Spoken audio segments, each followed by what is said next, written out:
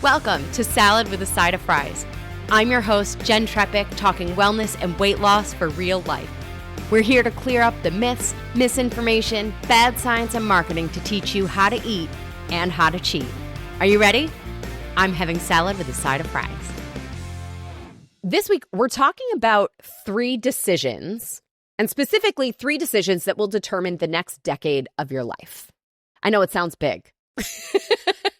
It's like feels secret loaded or something, right? You know? Right. It feels very loaded. So I learned this. It was early November at a conference or sort of like a long weekend seminar I was speaking on. I actually did a talk about social media stuff. And this was from one of my business mentors in his talk. And it was a way of getting us to think about and be really intentional. But I wrote it down because it struck me so hard. And I feel like this is the perfect time as we stand at the beginning of a new year to think about this stuff. So the first decision that will determine the next decade of your life is who you spend your time with. We can think of this as all of these questions kind of come back to a piece of our environment, but the people we surround ourselves with are like our social environment. And by the way, there is some wild research on this. And like way beyond what you would even think. So New England Journal of Medicine analyzed findings from a study. It began in 1948. And long story short, they tracked obesity through social ties. And while I wish they tracked other things, it is a piece of understanding that our choices are very much influenced by those around us. Mental illness is also now being looked at as being contagious. So there was a therapist who worked in, I think it was prisons, and she had a ward basically where one of the guys had schizophrenia. And over time, more and more of the inmates in that cell block developed schizophrenia. Wow. When she or they removed that original person, over time, the other people's schizophrenia dissipated. So there's some research now around this idea of mental health being contagious. I believe that. Yeah. I mean, I've had friends who I'm no longer friends with because they would stress me out or their anxiety would rub off on me. And then that's what the friendship became about. Yeah. Then it no longer was like, it didn't feel fun. And then when I sort of stopped speaking to those people, you realize like your whole kind of world shifts a little bit. Totally. So we're going to talk about that in a second. I have one more study that I couldn't get past. So this one was the International Journal of Epidemiology, where they basically found that back pain, so they call it pain, is a communicable disease that spreads through social contagion. So their study looked at early 90s, like East Germany and West Germany, and basically the incidence of lower back pain when they were 2 separate places versus when it was combined, basically. So they said, we hypothesize back pain as a communicable disease and suggest a harmful influence of back-related beliefs and attitudes transmitted from West to East Germany via mass media and personal contacts. Whoa. Wild. Back pain. Just back, though. What about, like, my knee hurts? So I don't know, right? But, like, they studied back pain. But wow. I think it's just worth us then saying, okay, maybe we need to be careful who we allow into our sphere. Yeah. You know, like they talk about the idea of like your income is the average of the 5 people you spend the most time with or those kinds of things. But clearly it goes so much further than that. Yeah. Well, think about if you have a hypochondriac and that's all they talk about and like germs and all this, like right. At some level, I feel like if people kept saying, you know, you should be scared of this thing, like I would go and be like, okay, I got to be on high alert because I'm like going to be scared of this thing. But if they hadn't done that, I probably wouldn't have. Right. So maybe as we say, okay, who we spend our time with is going to determine the next decade of our life. To your point, maybe there are some people that we may need to say a kind goodbye. Yeah. You know, who do we want to spend less time with? And what's our criteria for friends? Like, you and I are single, we date-ish, but we date. And like, people will say to us though, like, what's your criteria for a partner? Mm-hmm. Well, let's all just take a step back and decide our criteria for friendships. Yeah. There was actually a guy I dated, I was like in my 20s, but at one point, like, I broke up with him and I was like, look, I expect more of my friends, let alone the person I'm dating. Like, this isn't working for me. Well, I've been seeing a lot too on Instagram recently where it's like, are you the one that always initiates the plans or sends the first text? And notice that. Like, notice those things. Like, I also have friends who I know, and some of it's, history, but like, I feel like I'm always the one that's initiating plans. And I'm like, or making the effort to travel and to do this. And even some friends with kids. And it's like, I understand, like, you have other stuff in your life, but like, I shouldn't always have to come to you. Like, you can also come to me. And, that I feel like makes it more balanced. And also, like, are they somebody, if you're going to say, hey, I need to talk, like, are they going to be like, yeah, I'm going to call you right now? And I know, Jen, you're one of those friends, but like, that's important too. And think through if, again, as we think about the next decade of our lives, who we spend our time with, do we need to find new community? Is it an investing club? Is it a new hobby or an interest? It's part of why I love group fitness. That's how we met, by the way. Yeah. Like, finding groups and communities based on things that are important to us or that influence us, that are part of where we want to be in 10 years. Like, who you spend your time with is number one of the 3 decisions. Yeah. Okay, number 2, what you spend your time learning. Ooh. So this is the information that we choose to consume. And learning also is a piece of growth.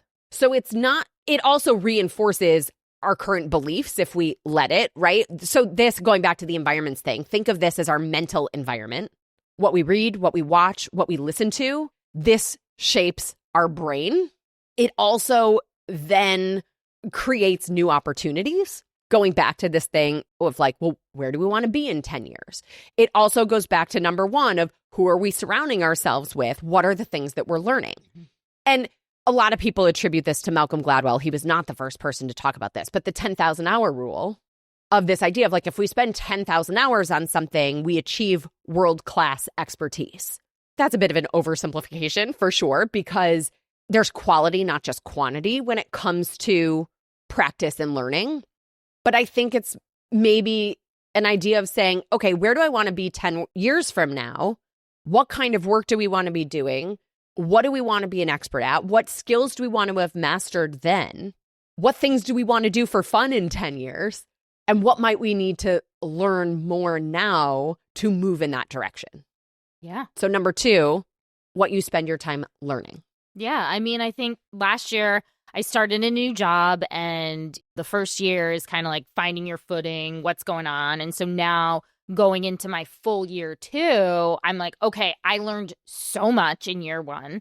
And here's all the things I want to do to take that learning and really move it to the next level. And I think professionally, this translates a little bit easier to me because I've always been told if you're not learning, you're bored. And then that's the next time for your next job. So I kind of always use that as a barometer. And then in just like personal lives too, it's like, of course you can get all these little bite size on social media, like learn this, or you want to learn how to cook something or whatever. And I will say to your listeners, I'm ashamed to admit this during my age, but like this year I will say that I learned how to sew on a button. I love that. And it was more out of necessity. I was at a work conference. It was this jacket and it had big gold buttons, so it wasn't something that like you couldn't go without a button. And I had a sewing kit in the room and I YouTubed it, and it probably took me way longer than it would have somebody else. But I remember calling my mom and I was like, I just want you to know I learned how to sew. I love that so much.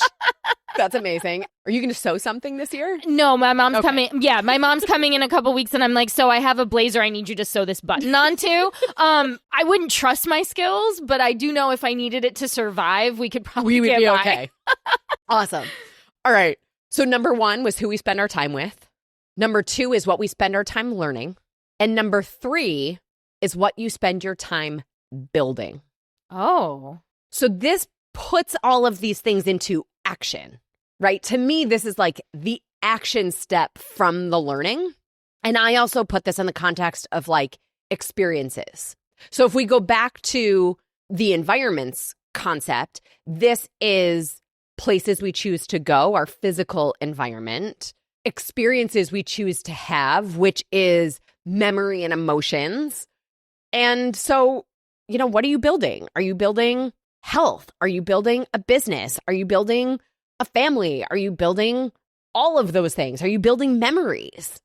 Are you building something, or I don't know, just existing? I think that kind of goes to the one before. It's like, are you stagnant or are you moving forward? Because, I'm not looking to build a business or build a family at this moment build a career. In time, but build a career, build a life that, like, I look back to your point about memories that I'm proud of, and I can look back on hopefully 2026 if when we talk again in 27 and say, wow, like, I built a great year, and these were the things that really stood out in the ways that I grew personally, because I think you can always learn how to evolve and grow personally.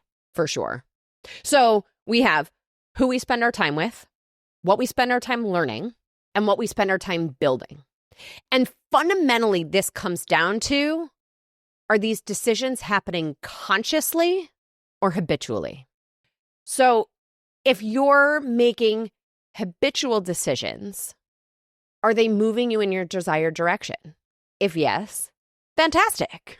If not, then we might need to make some decisions more consciously until that new decision becomes habitual. Because it would be fantastic for all of the habitual decisions to move us in our desired direction in all of these places. Like, in the Tony Robbins world, he talks about this as the idea of like conditions versus decisions. Others will say, well, it's a function of what you focus on. I pose it as these questions so that we can at least just get intentional and aware. So 3 decisions that will determine not just your 2026, but the next decade of your life. Yeah. Who you spend your time with, what you spend your time learning, and what you build. What do you think? I love it. Awesome. Well, as always, Steph, friends, I'm your host, Jenn Trepeck. Connect with me on Instagram or all social media. I am at Jenn Trepeck, JENNTREPECK. Website is asaladwithasideofries.com. Pick your platform, send a message. I love hearing from you, your takeaways, your ideas, your questions. This is also the easiest way to learn more about working with me as your health coach. Steph, thank you again for joining me this week. Thank you for having me, and Happy New Year to you and all of your listeners. Thank you. Happy New Year. Big things for us in 2026. I can feel it. Big things, 3 questions. I know. All the things. We're off to a great start. We are. And of course, if you are not already, let your start be the Happy Healthy Hub. You'll go to asaladwithasideofries.com/membership. This shows your support for this podcast, this community, and above all, it supports your health. On top of the 24/7 Ask Me Anything, the community chat, discounts, and curated content, you'll get this week's recipe for the healthy breakfast casserole. Well, friends, that's it for today's episode of Salad with a Side of Fries. Congratulations for making yourself and your health a priority. Thanks so much for joining us. Be sure to click subscribe or follow on your favorite podcast platform. Share us with a friend, and we'll be back next week. Always remember, you deserve it, and you are worth it. Happy healthy.